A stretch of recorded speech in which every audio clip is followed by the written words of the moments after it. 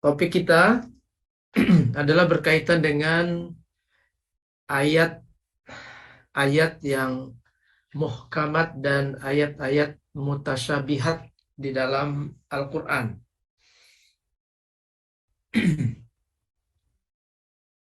Saya ingin berikan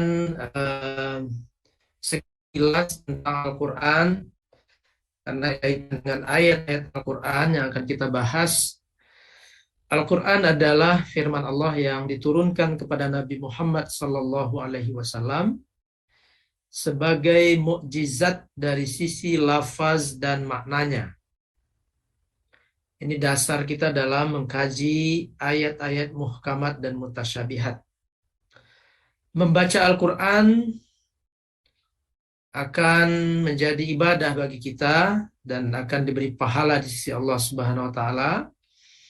Dan Al-Quran ini kita terima lafaznya secara tawatur. Tawatur itu artinya penyampai dari Al-Quran itu jumlahnya sangat banyak sehingga tidak memungkinkan terjadi penyelewengan.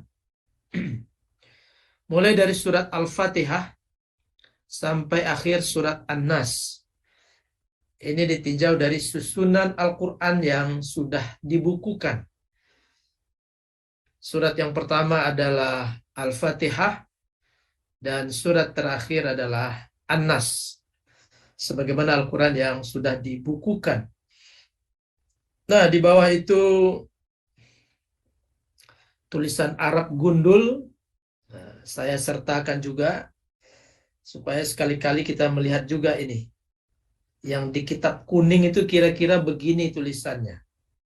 Sekarang kitabnya sudah tidak kuning lagi, rata-rata sudah putih. Kalamullah Ta'ala al-munazzal ala Nabi Muhammadin sallallahu alaihi wasallam al-mu'jizu bilafzihi wa ma'nah al-muta'abbadu bitilawatihi al-manqulu ilayna bitawaturi al-maktubu fil masahifi min awali suratil Fatihah ila akhiri suratin Nas. Artinya yang ada di atas itu. Ya, penjelasan tentang Al-Quranul Karim, kitab suci umat Islam yang kita muliakan, kita agungkan, dan itu sumber dari ilmu, sumber dari hukum-hukum agama Islam. Nah, ini nama-nama dari Al-Quran. Al-Quran namanya banyak sekali. Ada yang mengatakan jumlahnya 50-an lebih. Ada yang mengatakan 90. Itu disebabkan karena sifat dari Al-Quran itu juga disebut atau dikatakan sebagai nama Al-Quran. Al-Quran. Di dalam Al-Quran berbunyi, Inna hadal Quran yahdi lillati hiya aqwam. Penyebutan nama Al-Quran di dalam Al-Quran sendiri. Ada sekitar 70-an nama penyebutan Al-Quran di dalam Al-Quran itu sendiri. Al-Quran disebut juga dengan Al-Kitab. Fi kitabin maknun. Fi lauhin mahfuz. Disebut juga dengan Al-Furqan. Al-Dhikr. Inna nahnu nazzalna dzikr wa inna lahu lahafizun. Allah berfirman, kamilah yang menurunkan az-zikr dan kami yang akan menjaganya. At-Tanzil, Al-Majid, Al-Wahy. Dan beberapa nama lainnya yang banyak sekali. An-Nur, Al-Huda, Al-Shifa, Ar-Rahmah, Al-Mau'idhah, Al-Mubarak. Yang artinya adalah hal-hal yang positif, cahaya, petunjuk, obat, kasih sayang, ya, penjelas, berita gembira, ya, berita yang baik, buku yang memberikan kisah-kisah umat-umat terdahulu dan kejadian yang akan datang, dan seterusnya. Kemudian Al-Quran dari masa turunnya dibagi kepada dua. Ya, ayat-ayatnya ada yang disebut dengan Makkiyah dan Madaniyah. Ayat-ayat yang turun di Makkah sebelum hijrah disebut dengan ayat atau surat Makkiyah.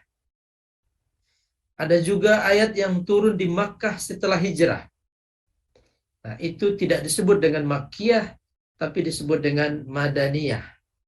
Jadi ini penamaan Makkiyah dan Madaniyah lebih berkonotasi kepada periode turunnya Al-Quran. Sebelum hijrah disebut dengan Makkiyah, setelah hijrah disebut dengan Madaniyah. Ada 92 surat Makkiyah, ya. Dan biasanya di dalam surat Makkiyah itu Allah memanggil dengan ya ayuhan nas, wahai manusia, baik yang mukmin maupun yang non mukmin, non muslim. Lalu tema-temanya berkaitan dengan keimanan, dengan tauhid, dengan Allah, dengan akhirat, dengan kisah-kisah. Sementara Madaniyah itu lebih banyak menggunakan kata-kata ya ayyuhalladzina amanu, wahai orang-orang yang beriman. Hal itu disebabkan karena topik-topik pada surat Madaniyah atau ayat Madaniyah berkaitan dengan hukum, hukum keluarga, hukum nikah dan ibadah, hukum internasional, ibadah. Misalnya zakat, puasa adalah ibadah-ibadah yang disyariatkan setelah Nabi Muhammad SAW hijrah ke Madinah. Jadi ketika di Makkah belum ada perintah puasa. Ya ayyuhalladzina amanu kutiba alaikumussyam. Ya ayyuhalladzina amanu, wahai orang-orang yang beriman, kutiba alaikumussyam. Ini adalah ibadah yang diwajibkan oleh Allah, diturunkan di Madinah. Dan hukum-hukum yang lainnya. Ayat yang pertama turun, dan ini mungkin sudah hafal oleh kita, ada surat Al-Alaq, ayat pertama sampai ayat kelima. A'udzubillahi minasyaitonirrajim. Iqra' bismi rabbikal ladzi khalaq, khalaqal insana min 'alaq, iqra' wa rabbukal akram alladzi 'allama bil qalam, 'allamal insana ma lam ya'lam. Lalu kemudian yang terakhir turun dari Al-Quran adalah surat Al-Baqarah. Jumhur ulama mengatakan Al-Baqarah ayat ke-281. Wattaqu yawman turja'una fihi ilallah thumma tuwaffa kullu nafsin ma kasabat wa hum la yuzlamun. Ayat ini turun seminggu atau 10 hari sebelum Nabi Muhammad SAW wafat. Ini ayat yang pertama dan ayat yang terakhir turun dari Al-Quran. Berapa jumlah, ya, kalau surat di dalam Al-Quran itu berjumlah 114, berapa jumlah ayatnya? Berbagai macam riwayat. Ada yang mengatakan 6.204, 6.210,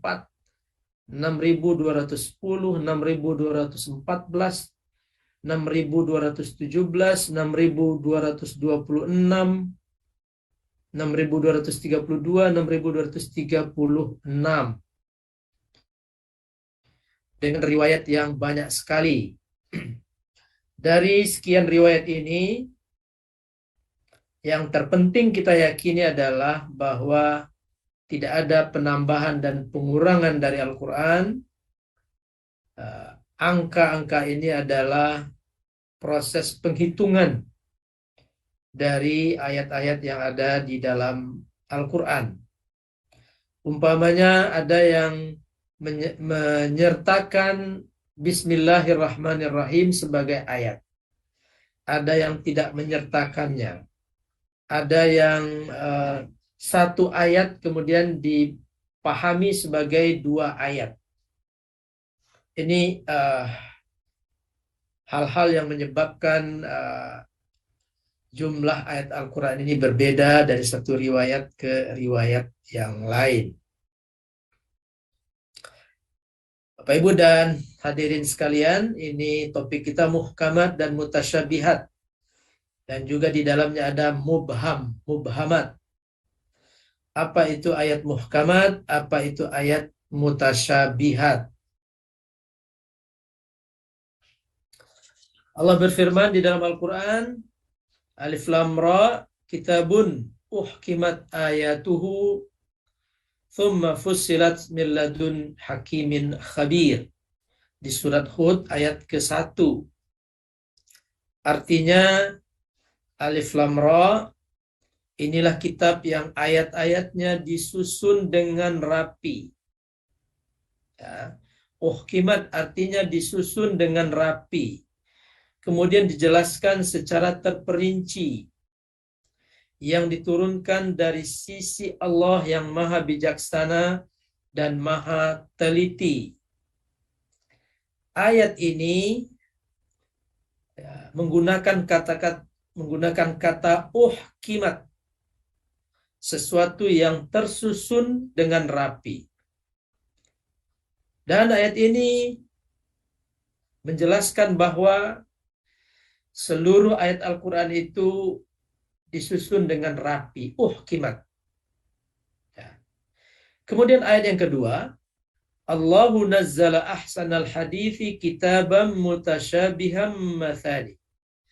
Az-Zumar ayat ke-23 yang artinya Allah telah menurunkan perkataan yang paling baik, yaitu Al-Quran yang serupa ayat-ayatnya, mutasyabihan, serupa ayat-ayatnya lagi berulang-ulang. Dari dua ayat ini ada kata-kata uhkimat yang mengindikasikan muhkamat.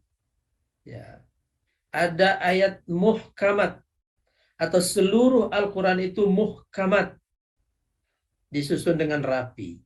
Dan ayat yang kedua menjelaskan seluruh ayat Al-Quran itu serupa, sama, saling bersambung, saling menjelaskan. Nah, ini dua ayat ini yang seakan-akan menjelaskan kepada kita seluruh ayat Al-Quran itu muhkam. Dan seluruh ayat Quran itu mutasyabih. Ya, kedua ayat ini seperti menjelaskan itu. Nah, tetapi nanti kedua ayat ini dirangkum oleh satu ayat yang menjelaskan bahwa di dalam Al-Quran itu ada yang muhkamat dan ada yang mutasyabihat. Ini dia. Nah.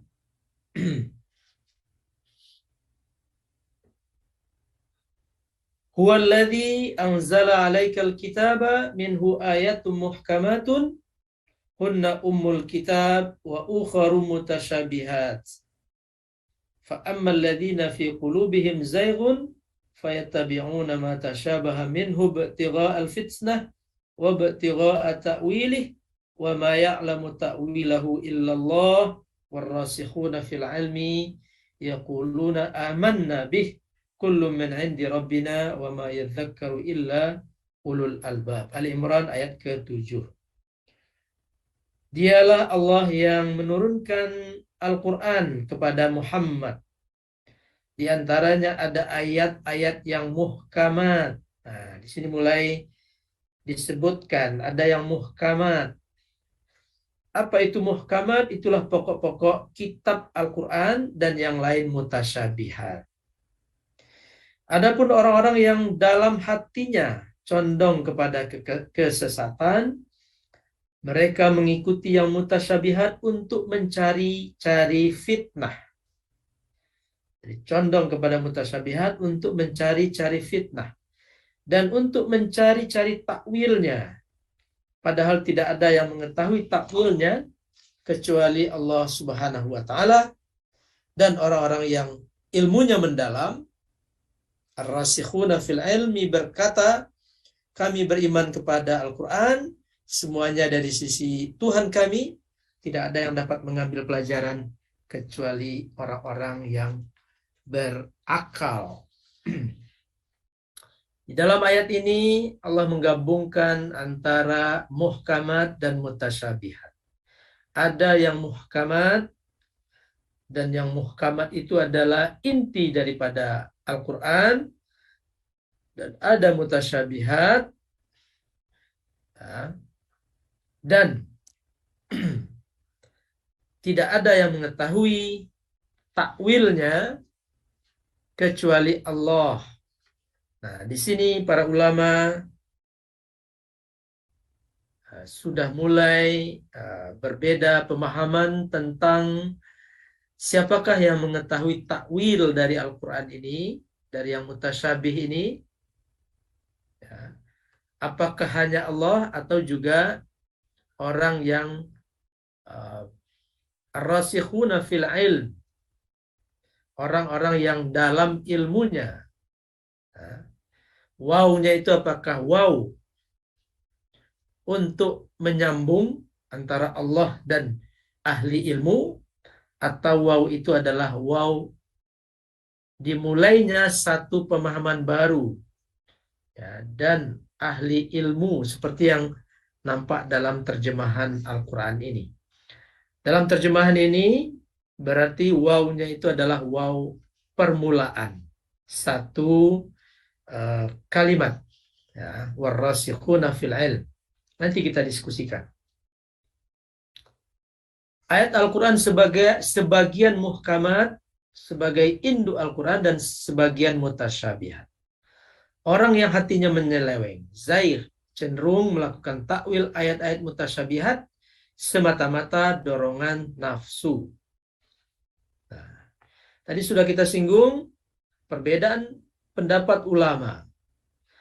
Hanya Allah yang tahu makna ayat-ayat mutasyabihat. Sementara ahli ilmu, rasikhuna fil ilmi, mengatakan kami beriman dan percaya. Pendapat yang kedua, hanya Allah dan ahli ilmu yang memahami ayat-ayat mutasyabihat. Selain Allah dan ahli ilmu, tentu tidak memahami makna dari ayat-ayat mutasyabihat. Muhkamat. Apa itu arti muhkam? Tadi di dalam ayat tadi sudah kita jelaskan. Artinya adalah sempurna dan kokoh. Al-Quran sempurna dari kekurangan. Kitabun uhkimat ayatuhu thumma fussilat min ladun hakimin khabir. Al-Quran itu sudah sempurna, sudah teratur ayat-ayatnya, dan kemudian diberi penjelasan dari Zat yang maha bijaksana. Ayat-ayat yang muhkam itu makna dan maksudnya sudah jelas dan terang. Jelas dan terangnya itu baik secara langsung atau melalui takwil yang mudah. Al-muhkam walladhi yadullu ala ma'nahu biwuduhin la khafa'a fih. Di muhkam itu maknanya mudah kita menangkapnya langsung. Orang awam juga dapat menangkapnya langsung. Itu ayat-ayat yang muhkam. Ya, mudah menangkapnya, jelas. Ini contohnya. Wa ahallallahu al-bai'a wa harrama riba. Allah telah menghalalkan jual beli. Jadi perdagangan itu halal. Dan Allah mengharamkan riba. Dan riba tidak sama dengan jual beli. Allah menghalalkan jual beli dan mengharamkan riba. Dari ayat ini, ayat yang muhkam ini mudah difahami. Tidak ada terbayang hal-hal lain dari ayat ini kecuali apa yang tertulis. Allah menghalalkan jual beli dan mengharamkan riba. Kemudian ayat berikutnya, Qul huwallahu ahad, Allahus samad, lam yalid walam yulad walam yakul lahu kufuwan ahad. Ini ayat yang muhkamat, ayat yang muhkam. Orang awam cepat atau mudah memahaminya. Katakanlah dialah Allah yang Maha Esa. Allah itu satu, tidak terbayang hal-hal lain. Allahus Samad yang segala sesuatu bergantung kepadanya. Lam yalid walam yulad, tidak punya anak dan tidak juga diperanakkan. Walam yakullahu kufuwan ahad, tidak ada yang setara dengannya, tidak ada yang sekufu setara dengan Allah Subhanahu wa taala. Ini contoh ayat yang muhkam dan sangat banyak ayat-ayat muhkam ini. Contoh lain, innama harrama alaikumul maitata waddama wa lahmal khinziri wa ma uhilla li ghairillahi bih faman itturra ghaira baghin wala adin fa innallaha ghafurur rahim. Surat An-Nahl ayat ke-115.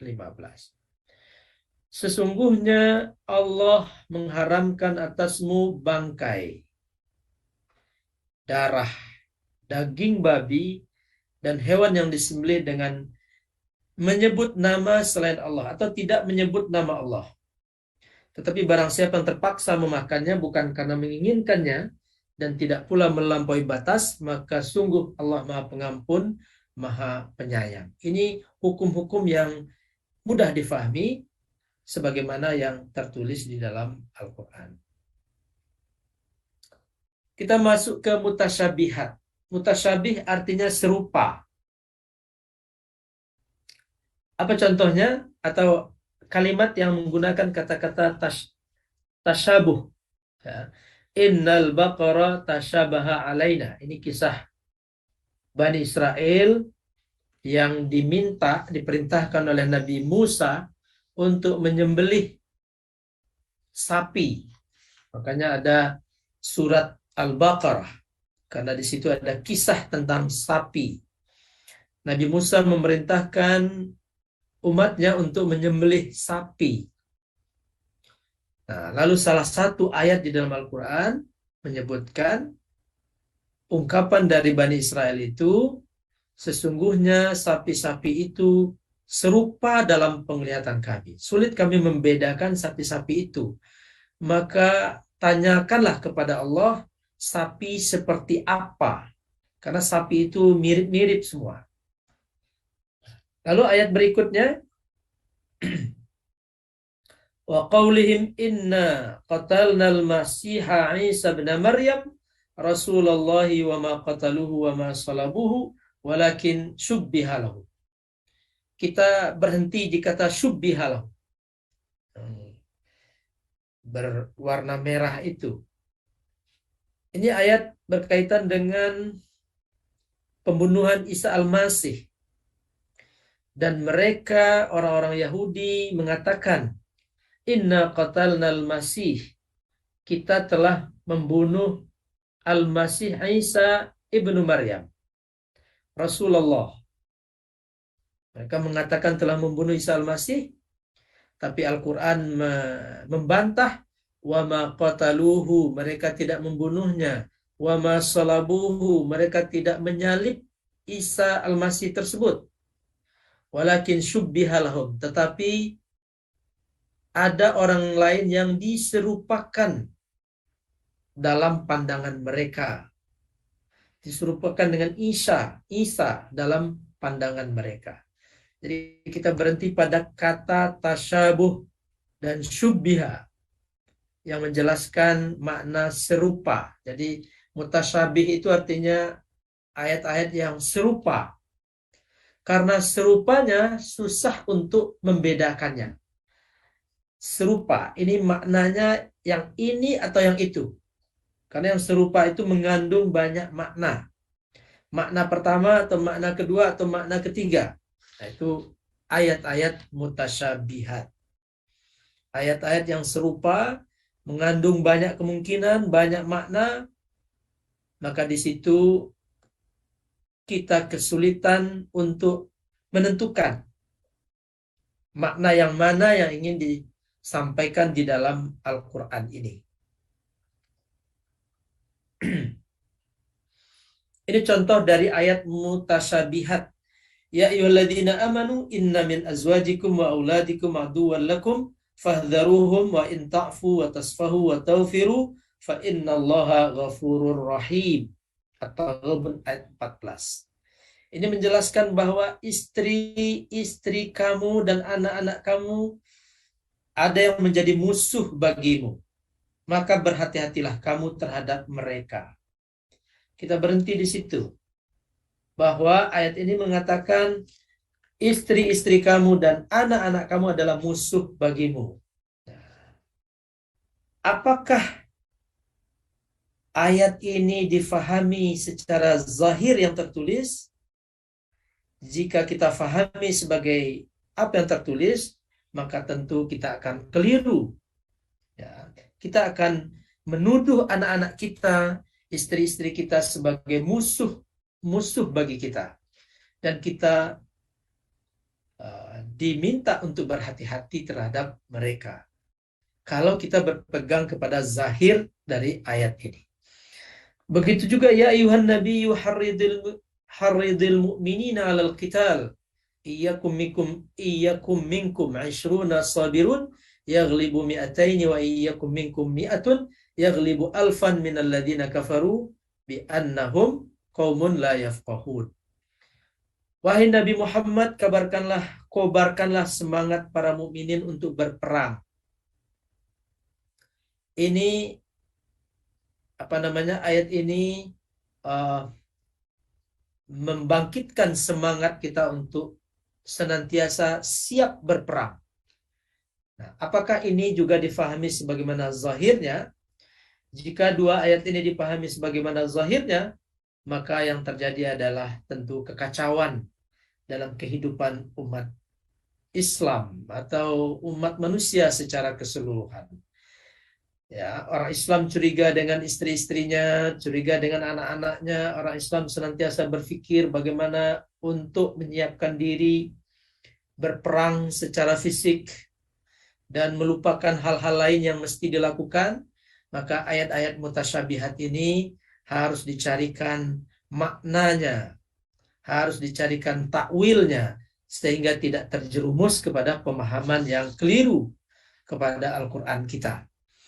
Ini misalnya ayat yang terakhir itu sering dipakai oleh kelompok-kelompok yang menginginkan disharmonisasi antar umat Islam dan disharmonisasi antar umat manusia, menimbulkan kekacauan, menimbulkan pembunuhan dan lain sebagainya. Di mana Islam bariun, Islam berlepas diri dari setiap upaya-upaya untuk menghancurkan kehidupan sosial. Islam memiliki ajaran jihad dan qital, jelas ada. Dan kita tidak boleh menafikannya. Wajib umat Islam berjihad dan berqital terhadap orang-orang yang memerangi umat Islam atau mengeluarkan umat Islam dari tempat tinggal mereka. Tapi terhadap umat lain, umat Islam apalagi, atau non-muslim yang tidak memerangi kita, maka diharamkan bagi kita untuk membunuh mereka. Nah, ayat ini sering dipakai untuk menghalalkan darah siapapun yang ingin ditumpahkan darahnya jika dia dianggap tidak percaya kepada Allah Subhanahu wa taala. Nah, ini pentingnya nanti umat Islam menafsirkan dan menakwilkan ayat-ayat yang zahirnya tidak seperti yang diinginkan oleh ayat al-muhkamat. Ini contoh lain dari ayat mutasyabihat. Wa nahnu aqrabu ilaihi minkum walakin la tubsirun. Artinya kami lebih dekat dari dia daripada kalian, tapi kalian tidak melihatnya. Ini menjelaskan Allah berkata kepada orang yang ada di sekitar manusia yang sedang sakratul maut, orang yang sedang dalam sakratul maut, Allah mengatakan kami lebih dekat dari orang itu daripada kalian. Nah, akrab lebih dekat itu bagaimana memahaminya? Apakah betul Allah itu dekat, ya, seperti dekatnya orang-orang lain, atau seperti apa? Nah, ini mutasyabih. Ini mengandung makna yang banyak sekali. Oleh karena itu perlu ditakwilkan. Ya, perlu ditakwilkan. Kalau kita baca kitab tafsirnya Sa'di, At-Tantawi, Al-Baghawi, Ibnu Katsir, Qurtubi, dan At-Tabari, itu para mufassir ini tidak menafsirkan sebagaimana zahir daripada ayat ini, tapi memberikan penafsiran atau takwil. Wasbir li hukmi rabbika fa innaka bi'ayunina. Ini ke bawah sudah mulai ayat-ayat yang bercerita tentang anggota tubuh, anggota jawari, anggota tubuh, sebagaimana anggota tubuh manusia. Wasbir li hukmi rabbika fa innaka bi'ayunina. Sabarlah dengan hukum ketentuan Tuhanmu, sesungguhnya engkau ada dalam pandangan mata Allah Subhanahu wa taala.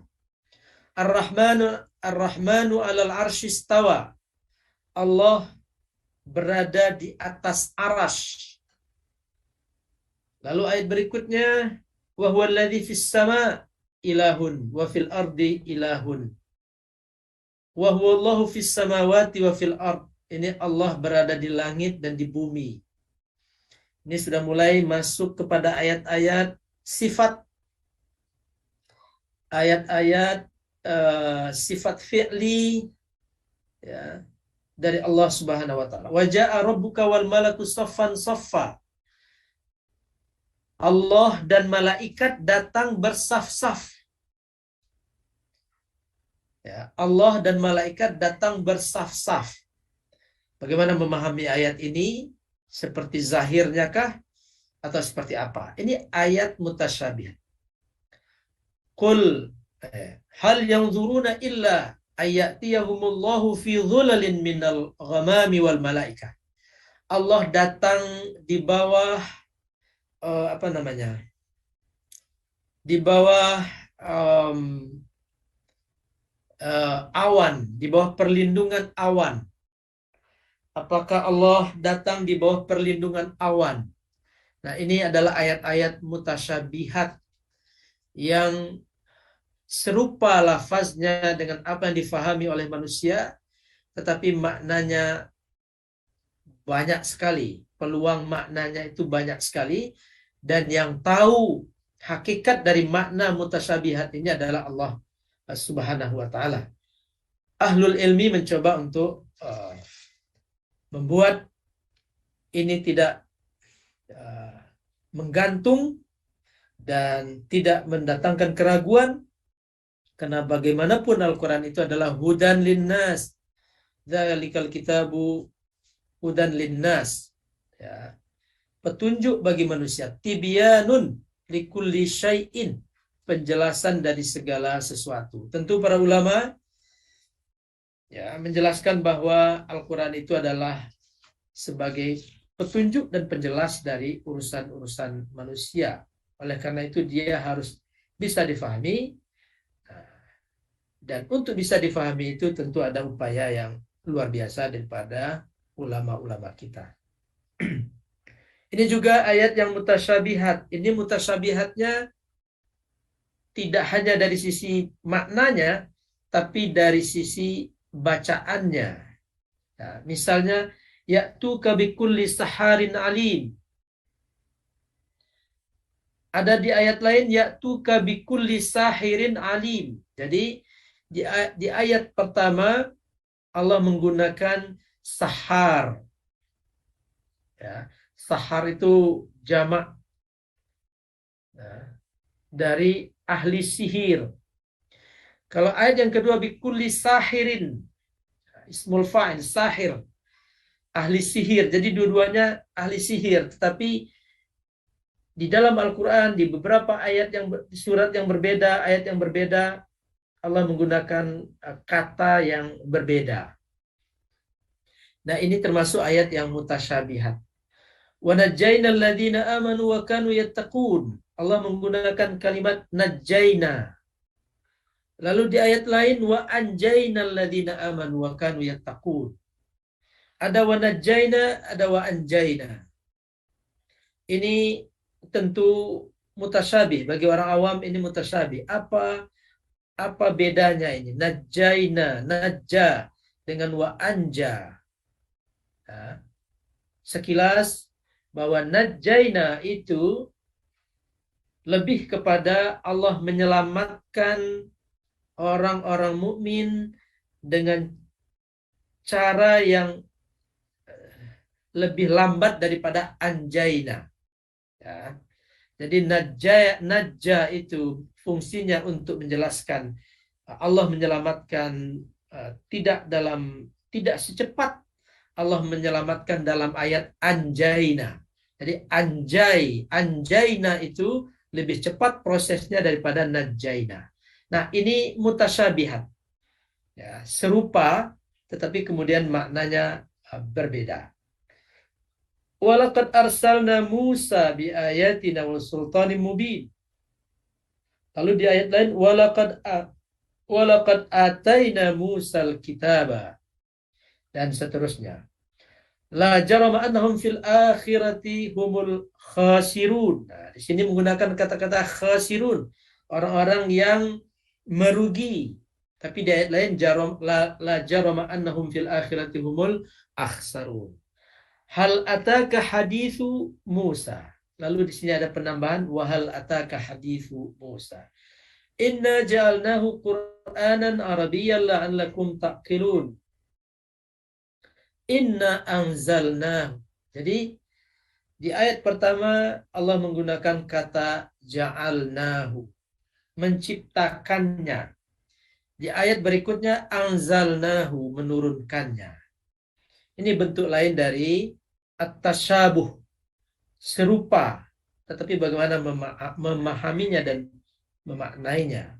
Nah, inilah nanti fungsi daripada ulama untuk menjelaskan hal-hal yang seperti ini. Ayat-ayat mutasyabihat membutuhkan penjelasan di luar zahir ayat.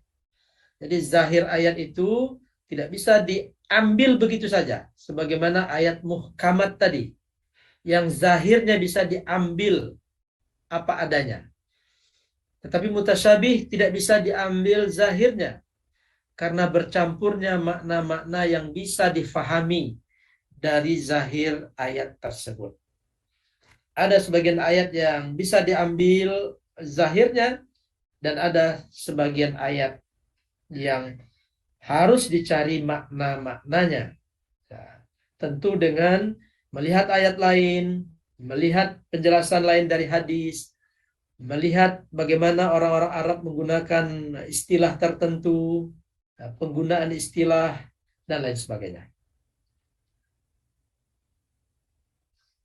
Ini beberapa jenis mutasyabih. Ada mutasyabih mutlak, tidak bisa difahami seperti datangnya kiamat.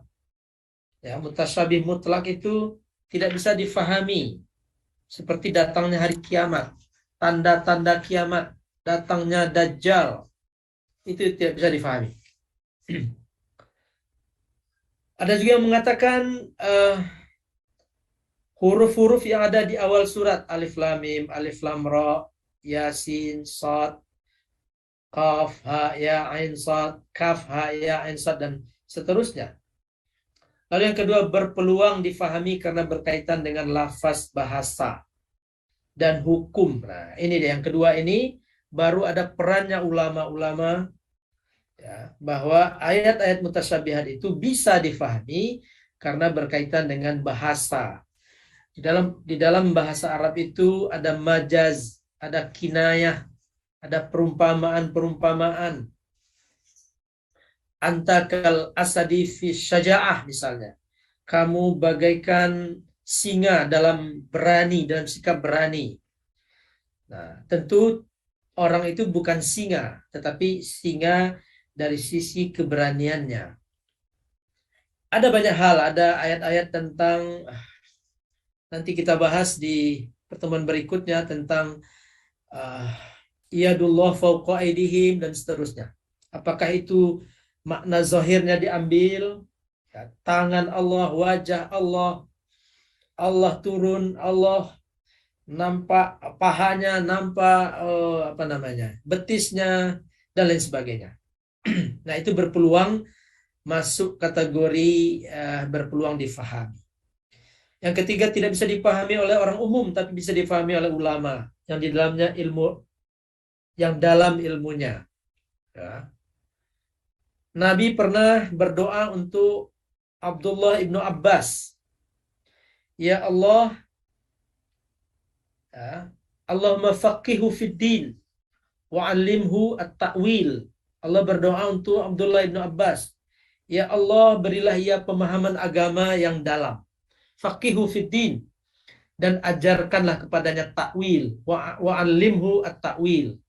Artinya Ibnu Abbas adalah sahabat yang paling fasih dalam takwil, karena doa Nabi Muhammad SAW dikabulkan oleh Allah Subhanahu wa taala. Dan Ibnu Abbas sendiri mengatakan, saya adalah orang yang paling faham tentang takwil ayat-ayat yang ada di dalam Al-Qur'an.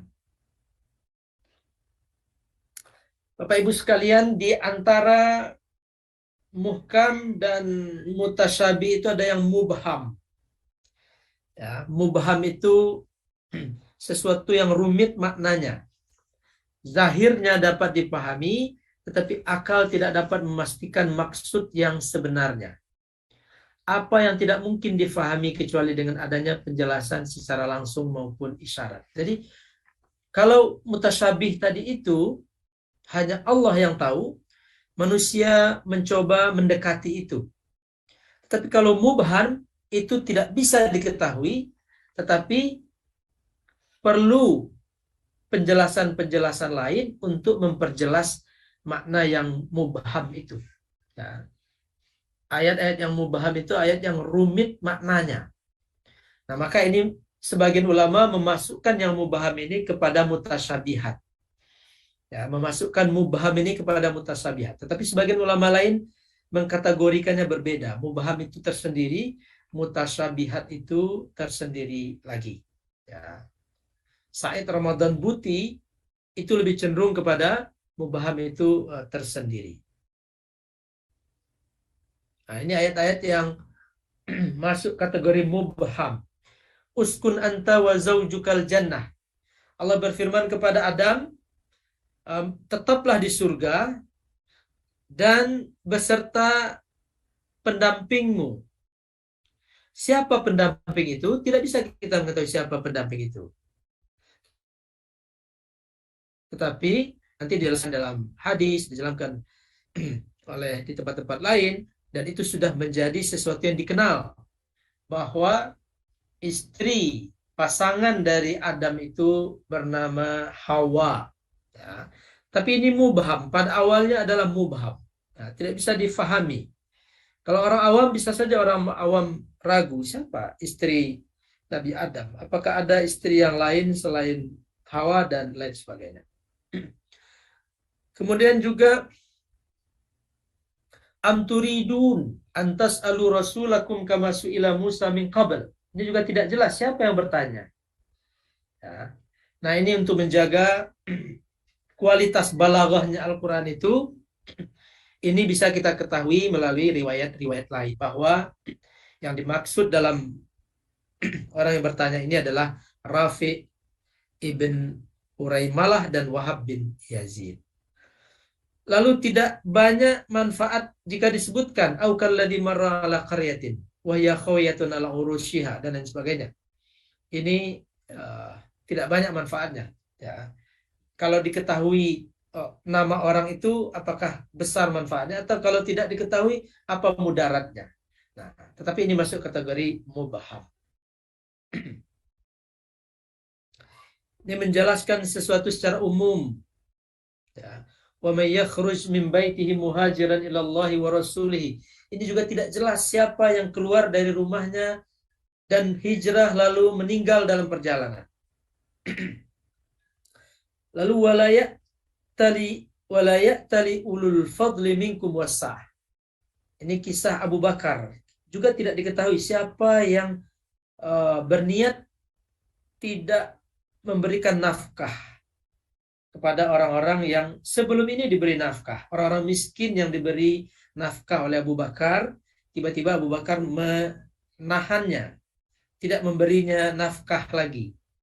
Ini kejadiannya adalah setelah kejadian hadithul ifki, ya, berita kebohongan, bahwa ada berita bohong Aisyah itu dikatakan berselingkuh dengan Sofwan dan lain sebagainya, dan itu disebut dengan hadisul ifki.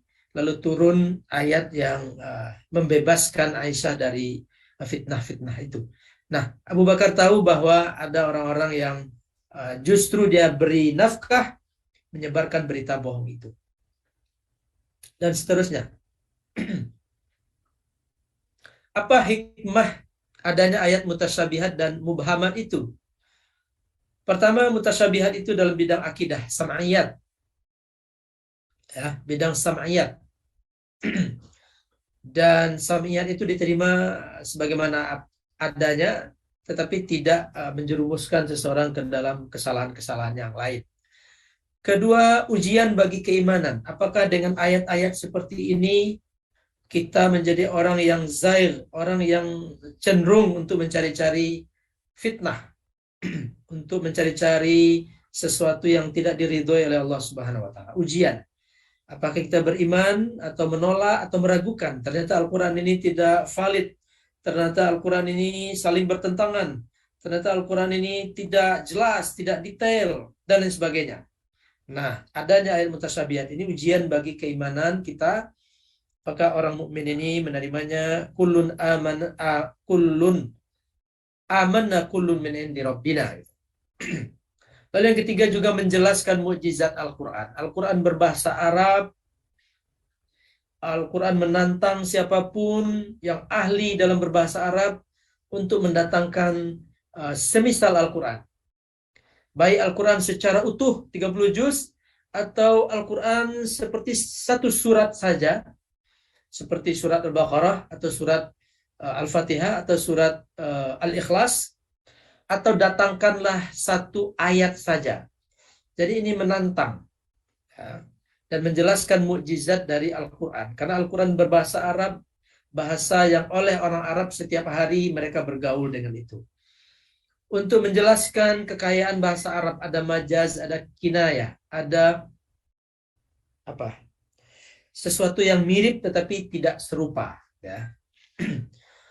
Kemudian hikmah berikutnya adalah mendorong umat untuk berfikir, ya, tidak berpangku tangan, karena kehidupan dunia ini berkembang.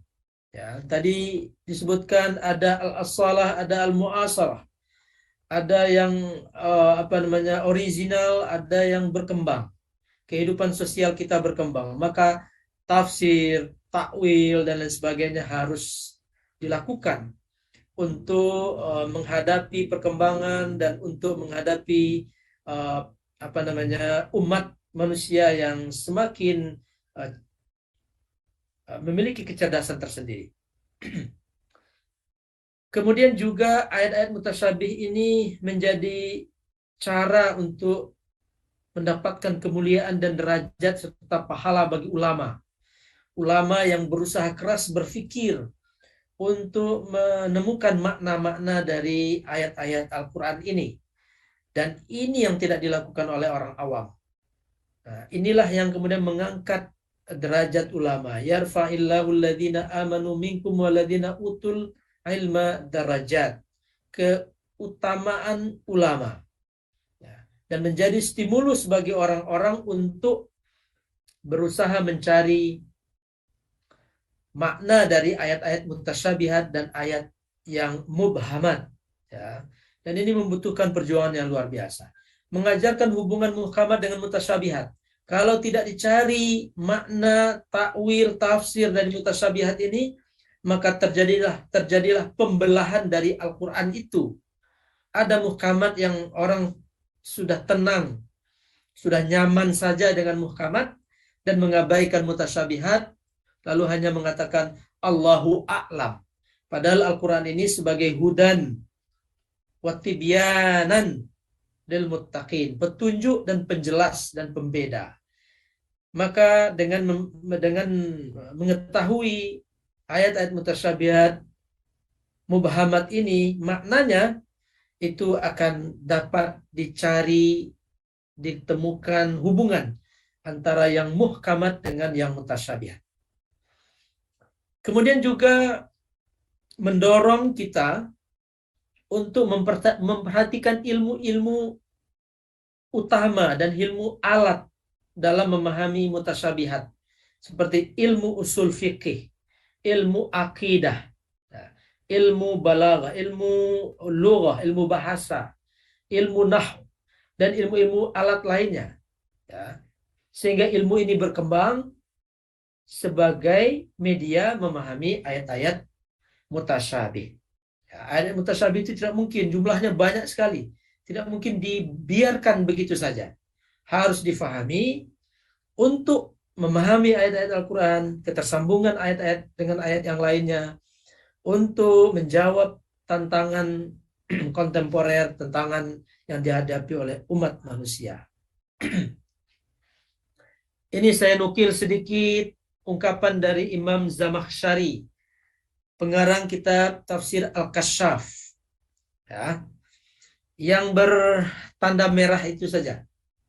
Ya. Jika kita mengatakan kenapa Quran itu tidak muhkam semua, nah, ini dialog yang dibuat oleh Imam Az-Zamakhsyari. Kenapa Al-Quran itu tidak muhkam semua, jelas semua, tidak perlu yang mutasyabihat? Kenapa tidak seperti itu? Kalau Al-Quran seperti itu, maka umat tidak mengeluarkan segala upayanya untuk ingin mengetahui kedalaman dari Al-Quran. Karena begitu mudah, lisuhulati ma'khadihi. Lalu juga umat la'a'rodu, itu ada tulisan merah, la'a'rodu. Mereka akan berpaling. Berpaling dari apa? Dari al-fahsu ilal fahsi, minal fahsi, menganalisis, menggali, mengkaji, membahas, fahsun, ta'ammul, wan nazar, wal istidlal. Semuanya adalah pekerjaan akal manusia untuk menemukan sesuatu yang baru, sesuatu yang baik, sesuatu yang menjawab persoalan-persoalan umat. Ya. Kalau mereka tidak melakukan itu, maka manusia akan menghambat jalan mencapai ma'rifatullah wa tauhidihi. Ya. Kalau manusia tidak berpikir, bermalas-malasan, ingin mendapatkan gampangnya, ya, tidak berusaha, tidak beristihad, maka itu akan menghambat jalan mencapai ma'rifatullah wa tauhidihi. Ya. Ayat-ayat mutasyabihat itu ibtila, ujian, ya, bagi manusia, bagi ulama, untuk mendapatkan yang baik dan yang benar. Ya. Dan ulama telah bekerja keras, ya, wa lima fi taqaduhil ulama wa it'abihim. Nah, it'abihim al-qara'ih, meletihkan otak fikirannya untuk mengeluarkan makna-makna yang ada di dalam Al-Quran. Maka disinilah kemudian ulama itu derajatnya ditinggikan oleh Allah karena upaya yang luar biasa. Ulama-ulama kita kadang-kadang seharian, semalaman, di samping bertahajud, itu melahirkan ilmu, ya, mengkaji Al-Quran, mengkaji hadis, mengkaji alam semesta, mencari hubungan-hubungan antar ayat, mencari makna-makna baru, mencari inspirasi ilmu, pengetahuan, dan lain sebagainya. Dan hal itu akan mendapatkan nailud darajat. Yang tertulis merah itu nailud darajat, mendapatkan derajat yang tinggi di sisi Allah Subhanahu wa Ta'ala. Lalu kemudian dengan pemahaman ini sampailah umat kepada La munaqadata fi kalamillah. Tidak ada perbenturan dari kalamullah. Tidak ada perselisihan dari kalamullah. Karena kalamullah yang muhkam dan yang mutasyabih itu dihubungkan oleh satu pemahaman yang tepat dan yang benar hasil ijtihad daripada ulama-ulama kita. Tidak ada mutanaqidah, tidak ada pertentangan dari ayat-ayat. Tadi kita sebutkan contoh-contohnya. Satu sisi mengatakan najaina, di sisi yang lain anjaina, di satu sisi mengatakan inna ja'alnahu Qur'anan ja'alna, di sisi lain anzalna. Oleh orang awam dianggap ini mungkin pertentangan dan perbedaan. Dengan adanya ayat-ayat yang muhkam, mutasyabih, mubham ini, maka akan difahami bahwa Al-Quran itu satu kesatuan yang tidak bertentangan satu dengan yang lainnya, baik ayat-ayat hukum, baik ayat-ayat cerita, kisah, maupun ayat-ayat akidah.